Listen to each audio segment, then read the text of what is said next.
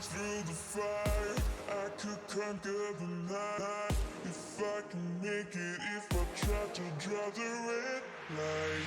I could run through the fire, I could conquer the night. If I can make it, if I try to draw the red,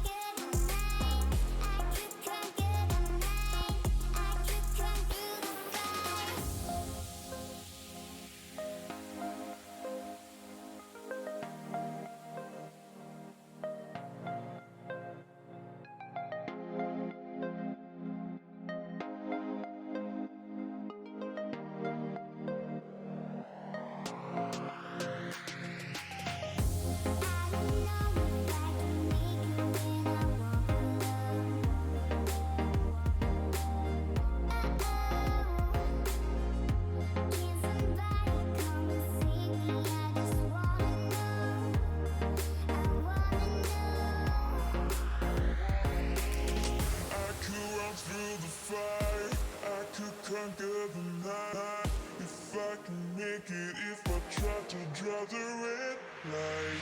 I could run through the fire, I could conquer the night. If I can make it, if I try to draw the red,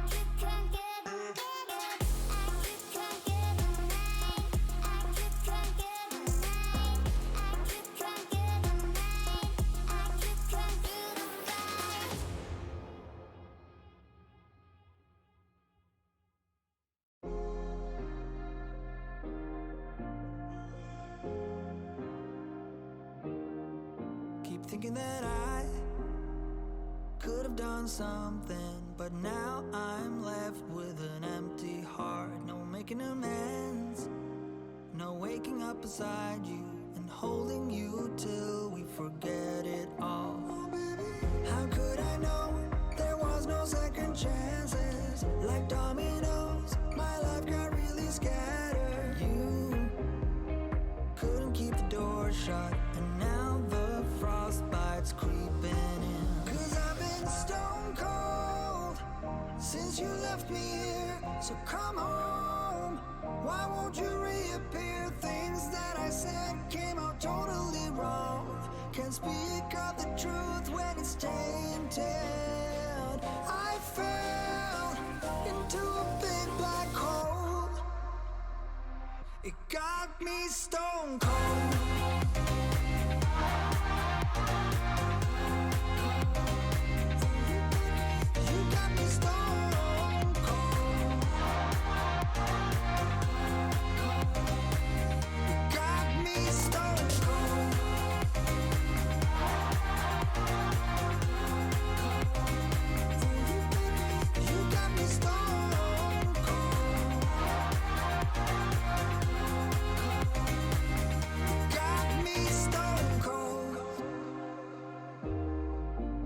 Wizard of Oz can't undo what I've done. Completely out of luck this time. I'm stuck in reverse.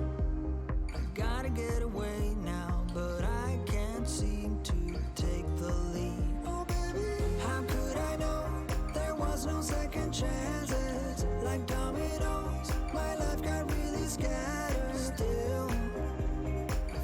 myself hoping that you'll find your way back to me. 'Cause I've been stone cold since you left me here. So come home, why won't you reappear? Things that I said came out totally wrong. Can't speak of the truth when it's tainted.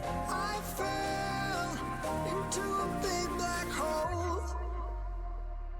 It got me stone cold.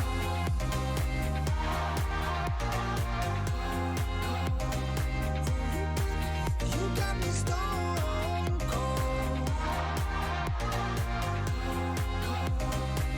It got me stone cold.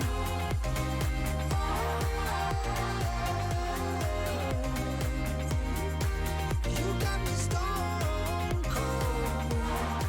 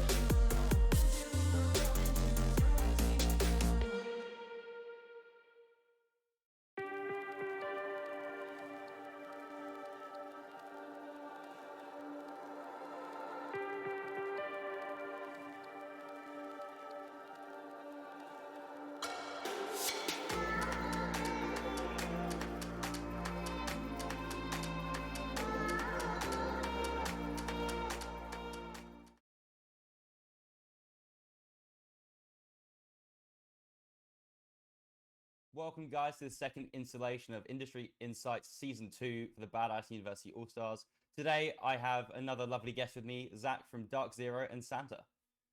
Welcome, guys.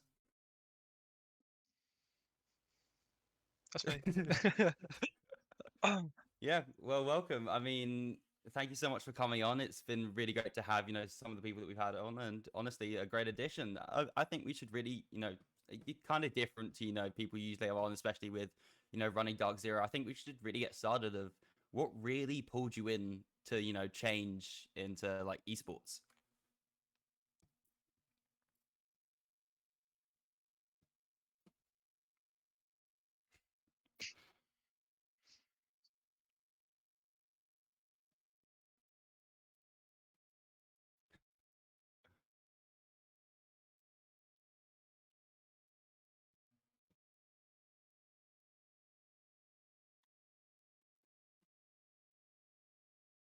Hmm.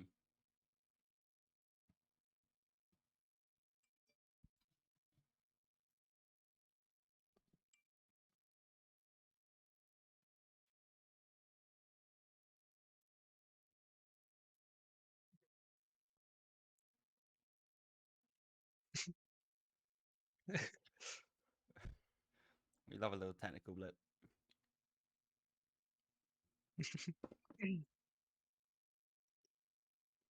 All right, so I think just a little bit of waffle. So yeah, I mean, just to go over just how everything started. I mean, especially just a bit of monologuing here. Uh, the start, especially from from what we saw, from what the community saw, just the entrance to DarkZero was that opening video. I think was most people's kind of introduction. Was especially I think was the moving in video that everyone saw, where you got, handed out the room keys, and I think that was, from what I know, everyone's real introduction to DarkZero. Yeah. Can you hear me now? Am I good? Yeah. Can you hear me? Yeah. Okay. Yep. All right. Good. Yeah. No. Actually, it's interesting you point that out, because it was actually really intentional on our part. One of the videos that made an impact on me when we sort of had a research phase getting into esports was just sort of figuring out, what do we don't know, what do we need to know. And there was I don't remember the org, but it was there was a King George video that I pulled up, and it was this just rant about how orgs are terrible, and they had promised them this house, and then they reneged on their promise, and so, we wanted to start DarkZero with a promise delivered rather than a promise. And so that the idea that was our people's first introduction to DarkZero was intentional. We're I like to think of DarkZero as a experimental a bit in the space, and in that sense, we just sort of walked in and said, well, we kind of don't care what other people are doing, and we're just going to do this our own way, and how we feel players should be treated, how players and orgs should interact with one another. And so that all that led into us sort of just getting a house, moving the guys in, and boom, that's where we get started. Yeah, it was certainly one of the most interesting things to see. Was it was something that happened within esports, but never at that scale, and it was a really big step, especially for Rainbow Six, and it was just amazing to see, and was something that only some orgs have really started to clock onto now was content. And was that always a number one like goal for you? Yeah. I'm sort of a reductionist by nature. I think that in order to make complicated things workable, you sort of have to simplify. And so in my mind, an org is really two pieces, and that's how I think about orgs. It's competition and content. That's it. So, those are the two arenas that we decide that we want to focus on. I think comp will always be our primary target, the thing that is the most important to us. is going to be fielding a world-class team, championship teams. And as you know, we have work to do there, but that doesn't dissuade us in the slightest. But yeah, the flip side of that coin is content. It's how do we become a member of the community and not just somebody who sort of pays. Maybe I pay a social media manager $200 a month to put out a few tweets, and that's my engagement in the scene. It was always fundamental to our process to be not just in the scene, but a participant in the scene, but somebody who we like to say on the comp side, or sorry, on the content side, that we speak Siege, and and that will not just be in Siege, but in future games when we grow, things like that. So it's something that it's very important to us to be a participating member of the culture, participating member of just entertaining our fans, showing them what goes on. I mean, look, what we do, I kind of went through a process not being a lifer in Siege of getting, or esports rather. I get to walk in and say, wow, this is very cool. Like, I got that outsider's perspective walking in. And I said to myself, I said, I want everybody to be able to take this journey and to see what I see every day, because I think there's a risk, when people have been doing this for so long, you maybe lose sight of the fact that, hey, this is like fundamentally interesting, just waking up every day and trying to be the best in the world at a video game, and for people to see the process that goes in behind it, the expertise, the drive, the suffering, and the adulation, and the triumph, and all these things. It's just cool. It's just fun. It's fun to be there, and I want people to be able to see that, to see what we see every day. So what were your sort of main priorities when you went into sort of starting and making DarkZero? I think if I had to summarize it, it's that we want to have a high org capacity to team ratio, if that makes sense. So there's obviously there's orgs, there's giant orgs out there that have giant capacities. But I would argue a lot of times that the capacity they have in relative to the teams that they need to support, they're still spread pretty thin, you know. So that was foundational. Is we kind of, when we looked at the space and said, wow, I mean, I don't want to be the vast majority of teams, especially when we entered the scene. A lot of the relationships were, hey, I'm going to mail you some jerseys. Here's a kind of an overlay packet for your stream. I'll email you every 6 months and just see how it's going. And we didn't feel like that was how we wanted to handle things. So DarkZero's never operated as a team. Our Siege team and future teams will be the same way. They've never operated not out of the same physical space as DarkZero the org, which we find to be very, very important. I mean, video calls and texting is great, but you're never going to get the same kind of impact out of that as you're going to get with org personnel sitting, 10 feet away from you. It's just never going to be the same. So that was important to us. I mean, that's what we were talking about kind of earlier, and it was that big step, especially from what we were seeing from esports orgs. I mean, very rare was it to have esports house, and I mean the step up from the first DZ house, version 2.0 in Vegas. It's especially from the content side of things, were absolutely amazing. And I think one of the next question, especially from what we asked previously, was, you say you were, that geek going into esports, but more importantly, why R6 in general? Yeah, it's a good question.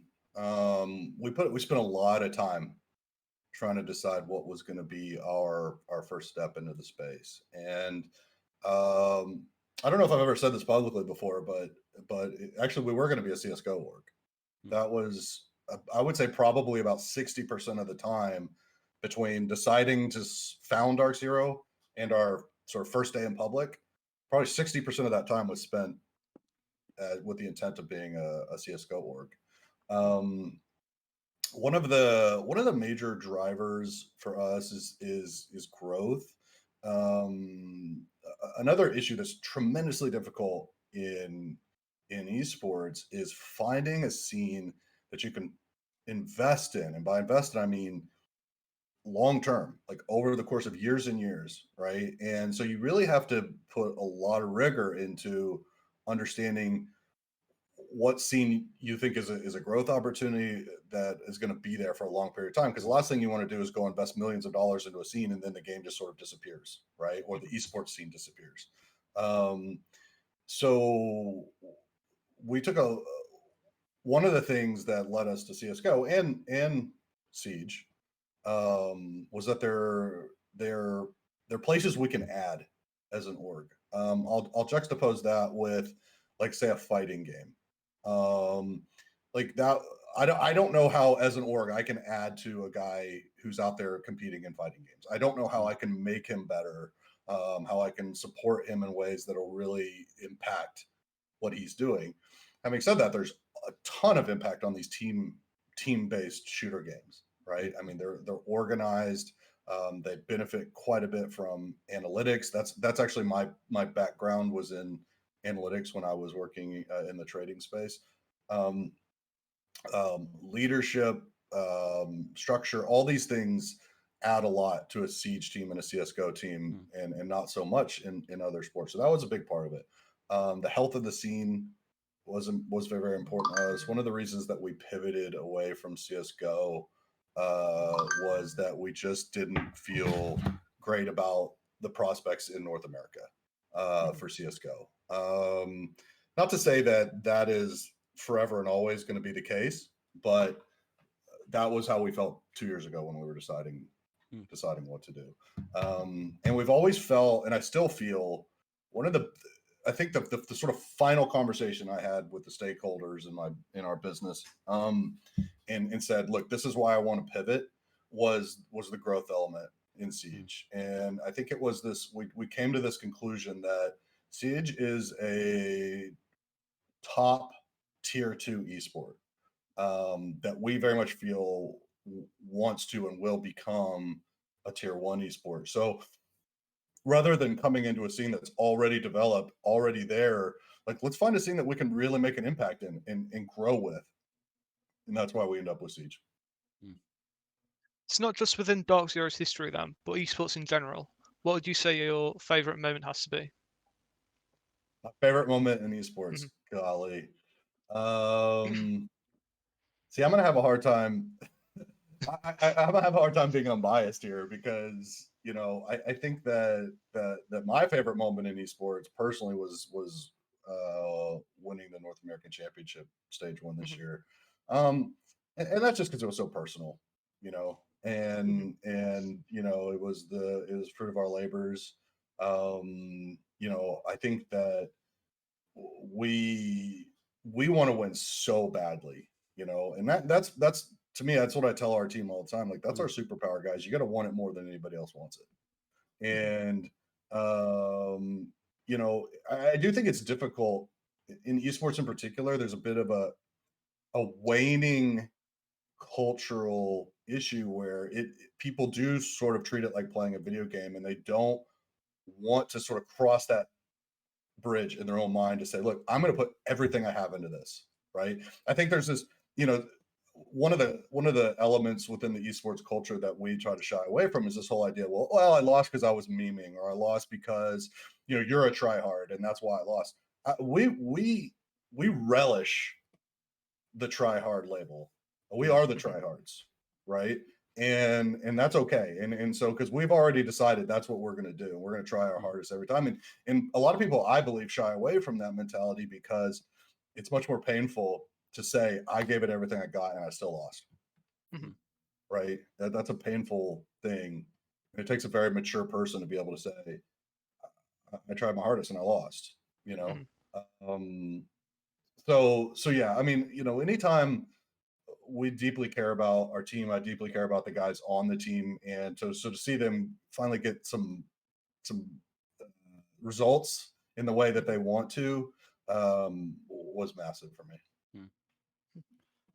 And So with this merger as well between the North American and Canadian League, that sort of to an extent killed off the Canadian League as a whole, or Canadian division, sorry. How do you feel about that? Do you have much of a view on it? Geez, I'm just like imagining a bunch of angry Canadians staring at me right now. I think it was healthy. Mhm. I think it was healthy. You know, I don't think I think there's a place in esports for a Canadian League and in CG sports for a Canadian League. I do think though that it was a mistake to by and large put the Canadian League, just sort of force it to be almost at the same stature as the US League, because it just wasn't. And that's not to say that it couldn't be.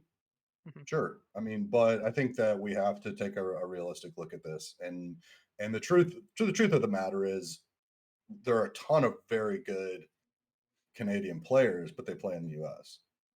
So I think it was healthy at the end of the day. I think that what you hate to see is the people's careers getting interrupted. So that's certainly not that part of it. I don't like, right? I don't like the start and stop, and that it's like, hey, we've got this league, we want you to participate, and then okay, now it doesn't exist anymore. So you know, I think as operators of the league and as participants in the league and as owners and employers in the league, we ought to take people's careers and livelihoods very seriously, and give them the credit where credit's due, and really try to manage that in a responsible way. Having said that, I think that it was pretty quickly understood that it just wasn't going to be what it needed to be to really compete with the US. So it kind of makes sense at the end of the day. and something, it's, you know, growing as big as if you have now, becoming of one of the community's favorite organizations, especially with how you start, you know, social media and content. You know, what is the plan from like an organizational standpoint on what you want to do? Let's say that you want to do one piece of content, but how does that, to give people like a larger look, like how do you go from I have this idea of a video we can do involving this, that, and the other, and then going towards this is how we're gonna do it? Yeah, so I mean, a lot of that comes down to getting the right people in the room. That's your first step as an owner, because I think that to answer the core of your question is like, if I was the guy making all of those decisions, our content wouldn't be very good, right? So you got to get the right people in the room first and foremost. We have Jordan Sugin, who's community favorite, Bacon, who is I'm actually tremendously proud that we've been able to give people career paths outside of esports. You know, when they retire, he was the coach of the team, but he's always thrived in this area. He's a tremendously creative guy. He's a photographer, hardworking guy, and so he's sort of very swiftly, actually, based on his performance, moved up the ranks until he finally is now our head of content. And so that makes things tremendously easy for us, because he's been around Siege from the beginning. He understands the scene, right? And that is the most, I will say this, and this is one of the hard lessons learned that I've gone through a number of times creating an org in this space is, you know, we've brought in, for instance, I give an example, like at the beginning of the foundations of DarkZero, I fired 3 marketing companies in probably 6 months, and these are renowned marketing companies that really know what they're doing. I mean, they're sort of beyond reproach from that perspective, but they don't understand Siege. They don't understand esports, right? So they approach the space in the same way they would approach, you know, selling tennis shoes or marketing a restaurant or something like that. And I think as we all know in this chat, that it's not the same, right? It's not the same thing, and you have to approach your communications with the esports world very, very differently. So right out of the gate, that makes things easier for us, because Jordan just is an esports guy through and through. And then on his team, you know, our recruiting has been fairly straightforward. We'll just scour Twitter, scour Reddit, scour Instagram, and just find people we like. And I'm like, and we'll reach out and say, hey, you want to work for DarkZero? Because the truth is, if you post what another thing I found, if you post an like a let's go to one of these major recruiting sites and say, hey, I need a social media manager. Sure, you're going to get 1,000 people who are going to apply to that role. Not one of them have worked in esports before, right? And they don't know what Siege is. They don't, so what we did is we've got a guy named Dominic who is his handles modern side, and he's brilliant. He works out of the UK. He's our social media manager. So we didn't try to force a square peg in a round hole, I think is what I'm trying to get to. Is we just sort of looked in the scene and found people who really understood it and who we liked their work, and we picked them up from there. So when we're making content ideas, my input is usually pretty small. I'll have a couple pet projects that I want to do and say, hey, I think we need to be, we need to do something that highlights this area of the business or that. But in terms of execution and the lion's share of idea generation, that all comes out of our content team.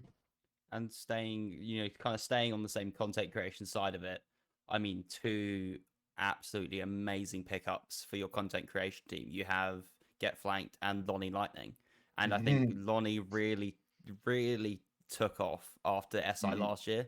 Because I just remember, just being at home, being on Twitter, and just being flooded just by everyone posting a video of just a guy with so much charisma, so much energy, just continuously. And after that, I mean, an amazing pickup, especially. And what kind of led you to because Get Flanked especially is one of the most recognizable names in Siege. So that kind of is a no-brainer. It's really good move. He's an amazing guy.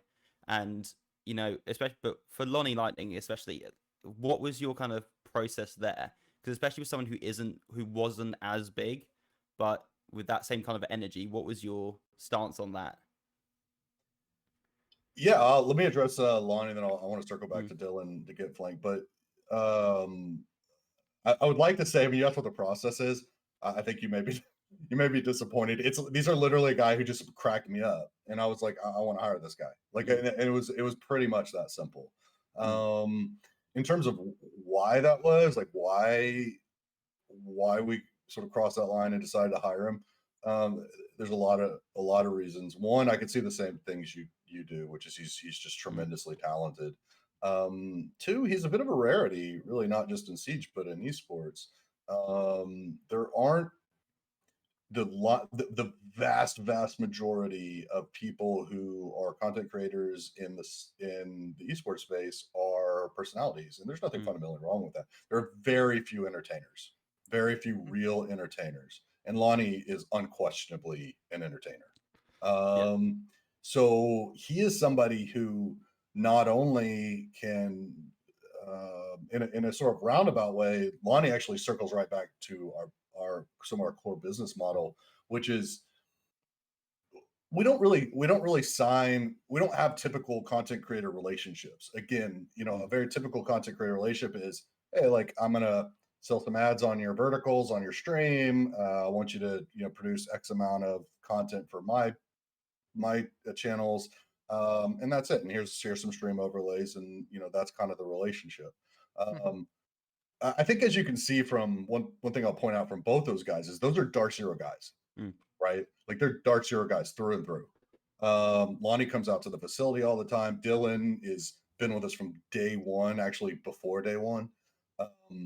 So, when I looked at Lonnie, I thought, here's a guy that I think has a ton of potential. I think he could really blow up. I still feel like I don't think we've really seen even really the beginnings of the Lonnie Lightning story, to be honest with you.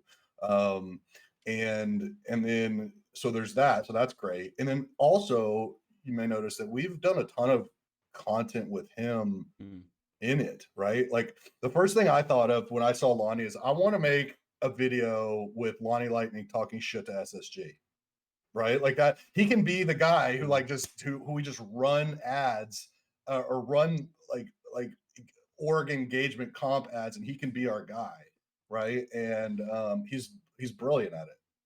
He's brilliant at it. So yeah, I love that aspect of Lonnie.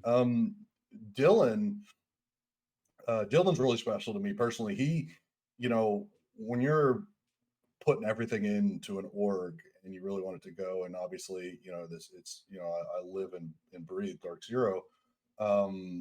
One of the biggest creators in the space, like Dylan, you know, saying, "Hey, I really like what you're doing and I want to be a part of this," was a tremendous honor for me. So, I mean, he's been, like I said, he's been around since he really had no business being around. I mean, he shouldn't have took a bet on us like he did, and so he's going to be very special to us for a long time.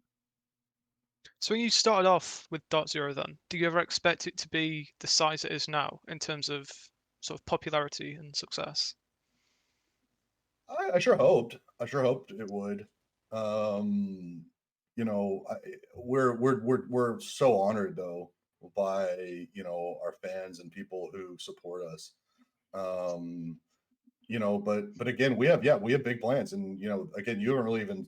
I'm hoping you haven't even seen the beginning of the DarkZero story either, because you know we've got a lot to. I'll give you guys a tangible example. One of the orgs that I looked at, the org space when it got started. I was like, I don't like 90% of these orgs. I just don't. But there were a few that I thought did a really good job. One of them that I'll highlight is G2. I love G2's content. I think Carlos is awesome. I'm like a poor man's Carlos, essentially. Like you know, he's awesome. You know, he's an esports competitor, right? He does a great job. I love how he interacts with other orgs. So, you know, they do a really great job over there on the content side in particular.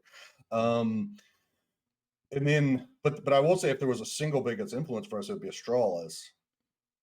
I love Astralis's sort of commitment to doing everything the right way. And really, I mean, they're like, you can't say CS:GO without saying Astralis, right? And one of the frustrating things for me, and actually I think for a lot of fans in the CS:GO space, was, God, when is Astralis going to get another team? When are they going to get another team, right? Like everybody's just, I mean, just imagine the reaction, right? If somebody said, "Oh my God, Astralis is picking up a siege team," you wouldn't have to explain to anybody what that meant, right? Everybody would instantly know what that meant, right? Because the brand just carries with it that sense of excellence. Well, that's been a huge inspiration for us at DarkZero. The only difference is we're not going to just have one team. So we really wanted to sort of build out our model, do it right, really feel like we're ready, and then start rolling out and participating in other scenes. So what does your day-to-day look like then, working at DarkZero, or sort of owning DarkZero? Oh man, it's hard to say. I mean, like, it's, you know, a lot of it's just meetings. You know, I'm trying. One of the big transitions that we're making is I've always run all of the operations of DarkZero, and especially when they were in Houston. Now that they've moved to Las Vegas, and I've got other commitments here in Houston, although DarkZero is 110% my full-time job, I still have some commitments here that I can't turn my back on. We hired Rob Stamey from Ghost Gaming. He's our director of operations on the ground. So we're really going through a transition there where he's running the day-to-day business on the ground in Vegas, which is, you know, gosh, that's a complicated job. I mean, he's got, you know, there's facilities maintenance, like the AC breaks and the pool breaks, and you know what I mean. You've got a door that you need to fix. So there's all that. He's got to manage the team, which is actually, thank God, because we have BC Brandon Carr is an absolute genius, and that's, even though that's the biggest part of our business, it's probably one of our smaller stresses because he just has that so nailed. And Brandon is tremendous. You know, I see Brandon being more than just the GM of our siege team. I want him to be sort of like our head of competition. I want to take his model and how he views esports and training and player management, all these things, and roll it out. I think that's how it should be done across the board. He's brilliant at it. And so he really takes care of that. Then you've got Jordan Sujin, who's in charge of content, but Rob manages that. We've got a head of partnership, so that manages our outreach on partners. So there's a lot. I mean, you're kind of spinning a lot of plates, really. Managing an esports team. I'm trying to move more towards like a business development role, growing the business. Reaching out to finding opportunities for us to grow, and that's sort of. So I'm moving from more of an operational role to more of an outreach growth role. Yeah, that's certainly something that, especially as you start to grow, you're going to have to start, not be the same place you were at the beginning. But that's kind of the whole point, because you start off, something that's such a gamble, something that's so uncertain, especially when you step into an esport that was as young as Siege, that it hadn't reached its full development and still hasn't. And I think as time goes on, it is going to be that thing of different people reallocated roles. And kind of moving on to that, what's as you were telling us beforehand, you've been to quite a few events, quite a few lands, and what would you say, your best? We ask everyone this. What do you think would be kind of your best story, your favorite moment at an event? You're just, whether it's either on stage or off. The best event Siege has had, unquestionably, is this latest SI. It was special. It was special, and that's why COVID was such a kick in the chest, right? Because we were on this like amazing trajectory. Ubisoft, they are really masters at putting on these big tournaments and big events. They are very good at it. So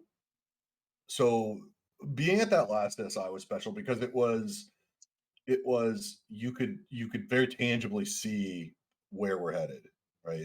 This is where we're headed. This is what Siege is, and is going to be, and more. So we didn't win it, unfortunately. I think we were semifinalists, but the event itself was really something special. I will say this too, like these guys, I look at my team, and they spend most of their time working in a bullpen, and they're get very little exposure. Like, let's say you're a professional basketball player, right, or football player. You're getting a lot of access to your fans on a regular basis, right? They're always, and it's not quite the same in esports. A lot of times now that is changing. But to really see the team and see the line a mile long reaching through a corridor that is, people just waiting to take pictures and sign autographs with the team is really, really something special. And I think we all sort of forget, you see these huge numbers on social media, you see all this interaction, but I think it is easy to forget that those are real people. Those are real people that are really impacted by what they're doing. And so to get to meet those people in person, it's hard to overstate the value of that for us as an org and especially for the team. So it's pretty amazing. I know you see a lot of pros across esports talking about how they miss LAN. Yeah, it's a tough thing to rip away from a pro. So I'm really looking forward to that coming back. Yeah, I mean, as you're saying that, you were going to go towards the CS:GO route, and also it's being your first kind of dip into esports. Is there any, the future of DarkZero? Have you already like planned that next step, or is that still, to come? We definitely have a short list. We're definitely already making outreach, so yeah, we have a pretty good idea where we're going. I'm gonna tell you guys that. but that's kind of a big part of our job. It's just understanding, like, hey, here are the scenes that we're interested in, here are the opportunities we're interested in, and chasing those down. I mean, the tough part is, especially if you're really committed to doing things the right way, right? Like I could go sign a 15th place team in any esport in the world right now, but we're just not going to do that, right? And so you have to be. It just forces you to be opportunistic, right? You always have to have your outrage going. You constantly have to be having conversations, and then just waiting for the right opportunities to arise. We've had some really super exciting ones across my desk recently. So yeah, I'm pumped. There's going to be some big stuff coming in the future. I mean, you talk about big stuff coming in future, and you can feel free to decline if you wish. But something that, as we warned you before, with Selena with the questions, but asking why Eclipse is so underrated. Why is Eclipse so underrated? I gotta tell you, Selena, I 100% agree with that. 100% agree with that. From a number of aspects, he is first and foremost, he's probably the funniest guy on the team, but he's also pretty reserved, right? I mean, he's a pretty reserved guy. He's very focused on comp. We're never going to dissuade him from that, right? Like typically, if you're a player under DarkZero, like the general idea is like, hey, I want you to focus on comp as much as you want to, and then hey, like if there's some other, so we don't have like streaming requirements for our team and things like that. Nothing substantive. I mean, maybe something every once in a while, but we sort of live by that mantra that like comp comes first, so do that. And Tyler wants to do comp. I would say of a room full of extreme gamers, he's probably the biggest gamer on the squad. Like he just never stops. He just doesn't ever stop. I'll be walking through the hallways at 3:00 in the morning in Vegas, and I'll hear him playing Tarkov. I mean, he just doesn't stop. And so I think the point that I'm trying to drive at is a lot of people that we're really aware of as a community also have a big personalities, and they have this sort of a goal towards becoming recognizable. Whereas, frankly, I don't think Tyler gives a shit about any of that. He just wants to play. But having said that, Tyler's hilarious. I mean, he actually really is hilarious, and it's just about, I think it's just about what he deems to be important is why I think that Tyler's underrated. Well, yeah, and more towards on like the team you have and expanding that team. I mean, one of your a massive achievement, especially was the R6 share program, as it's now known, used to be known as under a different name, but that the Leviathan, that lovely T5 skin. I mean, just absolutely amazing. And the guy on Twitter, if people who you don't follow, it does random skins, every other day or once a week, but it's just random skins just for content creators or orgs. And it's how did you, especially when trying to design your skin, did you already have him in mind, or did you wanted that spot and then you went to him after? Oh no, we had him in mind. This kind of circles back to this. These are the benefits from being a real participant in an esports scene, right? So somebody just casually looking through Siege may have no idea who Wayne is, Deadbird is, right? But we're not a casual member of the scene, right? We understand the participants. We understand. So obviously we're seeing the same things you guys are seeing, which is him putting out these concept pieces, and I'm like, these are amazing, right? Not only that, you see the reception that he's getting. It's like it's massive. Everyone's clamoring for Deadbird to put out new skins. I'm like, yeah, that's a no-brainer. I'm gonna hire this guy. We also want to, we've taken a long look at how we want our in-game items to be. And this is one of the things that we even decided on pre-Deadbird that he works so well for, is I look at the way that orgs sell in-game items, not just in Siege, but just across esports, right? Mm. And I think it's pretty easy to say the standard is they're just branded, Yeah. right? I mean, they're branded, right? So, you know, like G2. G2 has some really cool skins, but they're G2 skins, right? So like if you weren't a G2 fan, like why would you get it? Why would you buy that skin, right?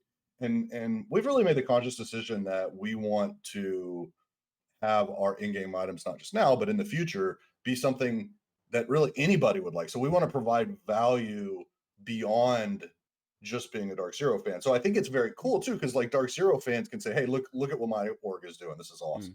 Right? So you're really servicing your fans. You're saying, "Hey, look at this awesome skin. Not only I'm not just going to slap my logo on the side of a gun skin. I'm going to really create like a piece of art, something very cool for you that you're really going to want to run." And then it actually lets us, aside from that. So I want people, I think the bottom line is I want people who've never heard of DarkZero to want to buy our gun skins, right? And that helps. That's a casual fan outreach. It helps us bring people into the scene. And also, you know, obviously if we're bringing fans into the scene, I want them to be DarkZero fans. So there's a bit of an outreach angle there. And I think that it's something that it also allows us to create an ecosystem around. So this is something that you guys are going to see more, even starting with the Leviathan skin. And then we've got another one coming out this year sometime that is it's great. I can't wait for you guys to see it. I mean, that hasn't even been publicly announced yet, so. Oh well, you heard it here first. we got another one coming out this year sometime, and it's beautiful, man. And the point is though, so like the Leviathan, I don't know if you guys noticed, we did some like comic book stuff leading up to it, like establishing like who is the Leviathan, what is it, and it allows us to build these like ecosystems around the gun skin, right? And so we're actually, and this has been announced, we're doing we have a big event coming out into this month, and this is about to get announced soon. It's a really big event. It's going to have tons of pro teams, tons of amateur teams. It's kind of like a pro-am SI in a way. It's going to be awesome. But we're going to be starting to market around that. We're doing a whole, Deadbird did a whole merch line for us around the Leviathan. So we're going to have like a hoodie and a t-shirt, and we're gonna have some really cool things that if you really like the skin, you really like the design, that you can pick that stuff up as well. Well, yeah, that's an amazing little insight there, especially for the end of this year. And it's something that, you know, it's happened quite a bit, especially with when the Arctic Share program was announced, with a bunch of teams ranging all the way from, you know, the top tier NA all the way, and not to say all the way, but you've got from NA to APAC and LATAM for teams that, you know, necessarily aren't placing at the top of the table, but still get that place in. And it's a great thing for Ubisoft to be adding, because it does give a lot more exposure to those teams. It's just something nice. It's something nice. It is nice. Yeah. I gotta tell you. I mean, there's a couple things in my mind that need to evolve into esports. Now, there's always been this sort of natural friction between players and orgs, and I 100% get that. I get that because there just has never been a lot of money around, right? And so orgs are kind of trying to play it on the cheap, and then they end up doing these kind of like not kind of scummy contracts, and then, you know, players get pissed, and it becomes this whole thing, this whole back and forth. But one of the things that I think needs to evolve in esports is this understanding that players are going to get treated fairly. That is task number one, always will be at DarkZero. Like, we have the best contracts in Siege. Not only are they not just through a monetary perspective, but through a overall perspective. They're employment contracts. They're not independent contractors. They get paid top tier, and they get, you know, all the benefits, which in the US is a big deal. You know, like all the medical, dental, vision, everything is covered. And so once you sort of cross that threshold and you go, okay, like the players are getting taken care of, and I think that's really important to the fans, and it's really important to us too, ethically. Like I just don't want to be in a business where like your success means that you have to like build it off of someone else's back and suffering, right? Like that's just not somewhere we want to be. But once you can cross that bridge and okay, the players are getting treated right, then it becomes okay for the org to make money, because I know that that's, again, it's contentious, but like things like the R6 share program, like we all want this to work long term. We all want to be here. We all want to be doing this. This is fun and this is great. And the fans love it. We love it. We love doing it. But we don't have to speak, say the quiet part out loud. Like orgs have to make money.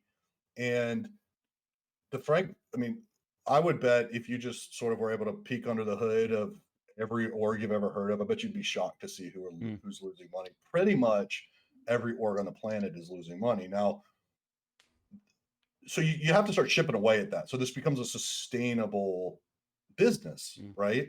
And so things where developers, because really where you look at like where the real money is, and the sector of the business that I think is going to grow is, video games as an industry, it's larger than movies, music, and television put together.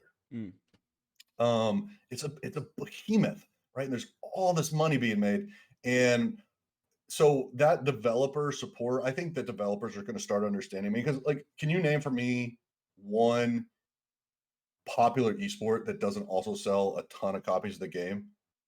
Right? It doesn't exist, right? And so developers are slowly coming around to this idea that like I gotta, if I really want to sell a lot of copies of my game, I need a thriving esport. And in order to have a thriving esport, I need to support the orgs that are in there. There also is like a culling process here, because look, there are bad orgs out there. I'm the first. I mean, that's almost why we started this org, right? Is because we know there are bad orgs out there. There's still bad orgs out there. So there is a culling process that goes on.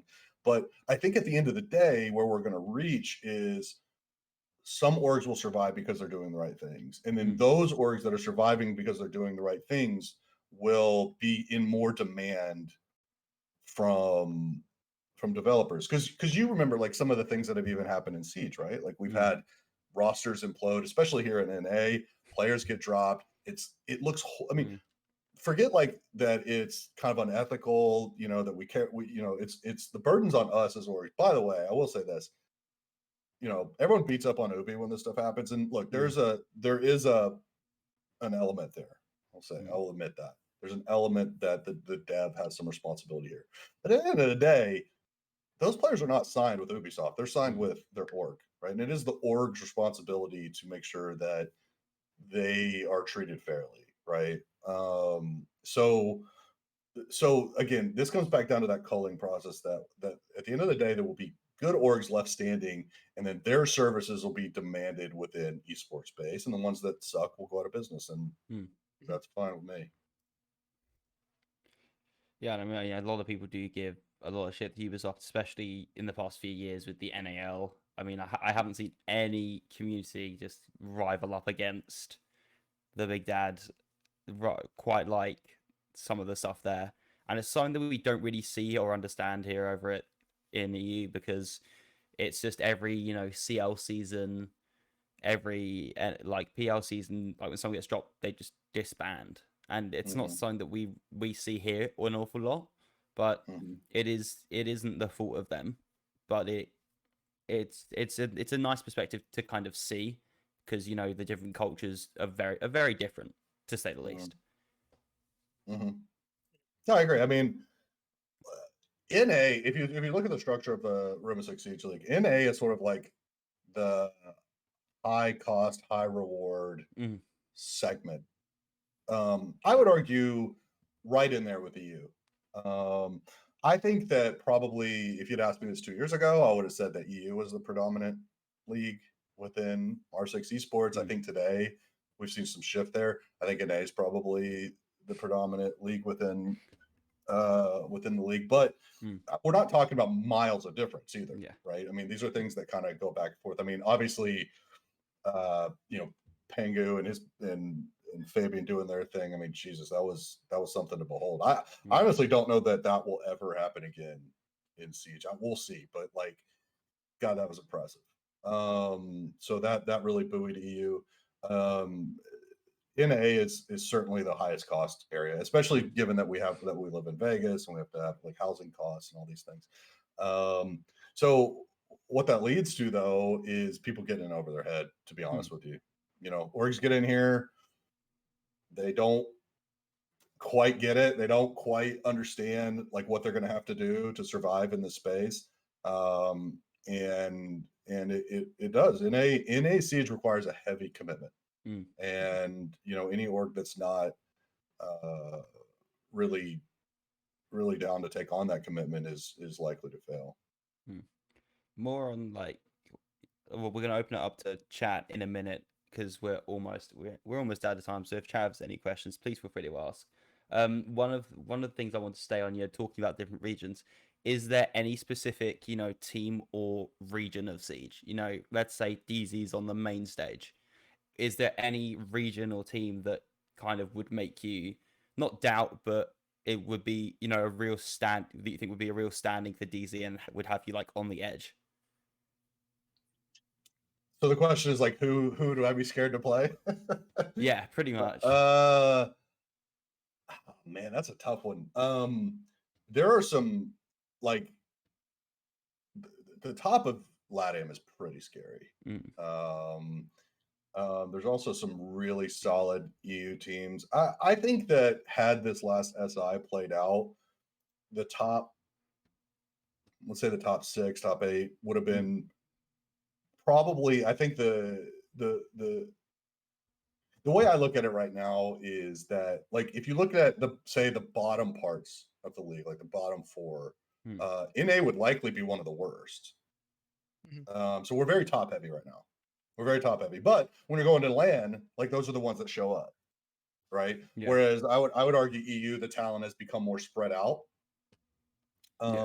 So and so there, I think the match that I'm really coming across like a G2 fanboy in this interview, so I'm like hesitant to say them, but I did want to play them. I think that would have been a cool match.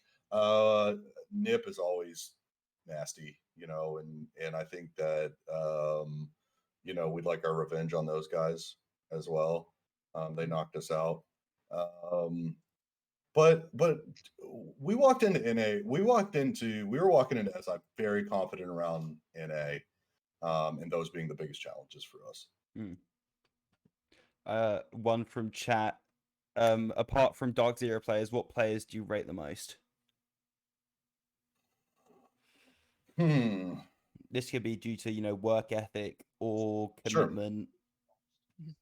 Sure. Some notable players to me.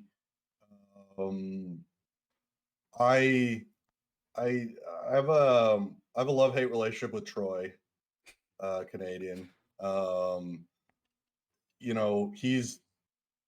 It's undeniable what he's done, and he's very unique. If you look out at the Siege space, having somebody who can lead a team like that is, there's just not that many, to be frank with you. There's just not that many. There's IGLing, and then there's IGLing, and there's captainship. And I do think that he's somebody that's sort of special within the space that way. So he's somebody that I have some respect for. Bolo, in terms of mechanical ability, kid's stupid. He shouldn't exist. He's crazy. So obviously, stupid in a good way. He's very good. He's very good at the game. Boy, Chala's really been showing up, man. I like the Chala story too, because the scene, just esports in general, is quick to like turn and shit on a guy, and so the resurgence of Chala has been pretty cool to watch. Been pretty cool to watch as well. Let me think what I call. I would have said NJ, but we just picked him out. I love NJ. He's nuts. Having Hyper and NJ on entry is going to be broken, and we're really looking forward to showing people that. Yeah, and I think probably one of the last ones that we might have time for today, especially from chat, and especially with it being a very hot topic recently, and by all means, if it's a bit of a touchy subject right now, but one of which is how hard is it to change a roster, especially with contracts and the involvement of Ubisoft, and then more on that, with the whole Houghton and NJR swap. No, I'm happy to talk about that. It's become more difficult to do a trade in a good way, right? When we first signed on, it was like the wild, wild west. Like players were talking to players, and then it's almost like the trades happened before the org even got involved. It just didn't make a lot of sense. With a lot of conflict there were no clear rules, and now there are. They're very clear rules. So I do like that. It's gotten a little bit harder, but I do like that. It's all sort of handled at the org level. Yeah, I mean, to be frank with you, losing Houghton was difficult for me personally. I mean, he was an OG guy for us day one, and I have a lot of respect for him. And in one thing that we tried to make clear during the transition, and I'll reiterate here, is that if you're looking for a support player, like a Fragmite kind of guy, he's the best in the world. I really believe that, and I'd have a debate with anybody on that. It was a roles issue for us. It was a roles issue, and so losing Matt both on a professional and a personal level was really, really tough. He is going to make another team better. And the conclusion that we came to that led us to this had nothing to do with Matt's performance. Shit, he was the overall MVP at the stage 1 finals. It was simply that we just we wanted another specialist. That's what we needed, was another specialist. Yeah. And so that's what led us to that decision. NJ is crazy good. He's crazy good. I think you've heard probably some criticism around DarkZero in terms of fixing broken rounds, and I think it's fair. We're a very structured team by design, and we'll continue to be a structured team. But I think that we need to be able to also pivot to chaos better. Because it's like you have a plan, but over half of those plans are gonna, like, the thing about DarkZero that we do better than anyone else is if we go into a round and it goes our way, we're gonna win that round. Right? I mean, it's just we do that better than anybody in the world. And then there's this whole other aspect of the game where things don't go your way, or something happens that you don't anticipate. And we weren't fixing those in the way we needed to fix those. So that's really what led to that. And that is absolutely NJR's specialty. He's adaptive. His his mechanical skill is beyond reproach. He's proactive. He knows how to make a play. So that's what led to that transition. But I love Matt, man. I'll always love Matt. Hot and cold. He's the best. So coming into Seed on its own is really quite a big step, a big learning curve. But then coming into the Seed esports scene is something completely different. What do you think we could do to organically get more people into the Seed esports scene? That's a really good question. So it's one we put some thought into as well. I don't know how you fix this, but it's this bizarre. It would be like people who played basketball on the street didn't like NBA pros. Like it's this bizarre tension there. And I think part of what's driving that tension is, in a lot of ways, it's two different games, right? The playing at the pro level and playing at the casual level is so different.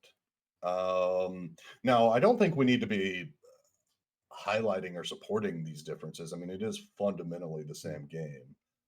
Because what you want, right, is you want people. It goes back to that traditional fan experience where a kid's, kicking balls into the net and wants, looking at his favorite football player and saying, "This is who I want to be," right? Like it's the same kind of a dynamic in that you want to see in esports as well. I would like to see more casual fan outreach. Also, let's just be honest, Siege is freaking hard, man. It's very hard to just pick up and be good. So it's just very bifurcated that way. There's a lot of different sub games within Siege, and I know that Ubisoft is doing a lot to address that. I also think that as an esports scene, we can do more outreach. I'll leak something else to you guys. My team always gives me shit after these interviews because I leak stuff. We're working on a camp, which I'm really excited about this. It'll be like a camp that you can sign up for, and there's like seminars by the pros for an entire weekend, and you can log in just like you guys are logging in now. And you can take a class like on strat building by Brandon, or entry by like doing like, let's say like how Hyper approaches doing entry on Oregon, right? And that'll be like an hour-long class you can sit in on. So it's just one example of how I think we could do more outreach to the casual community as a sort of a group. And it's something that's important to us.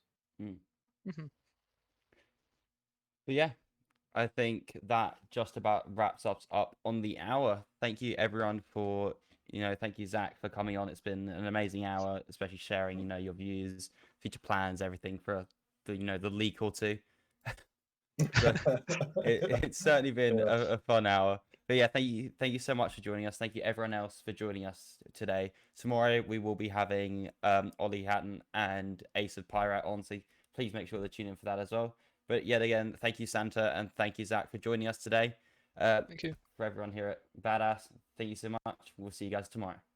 Thanks guys. Thank you.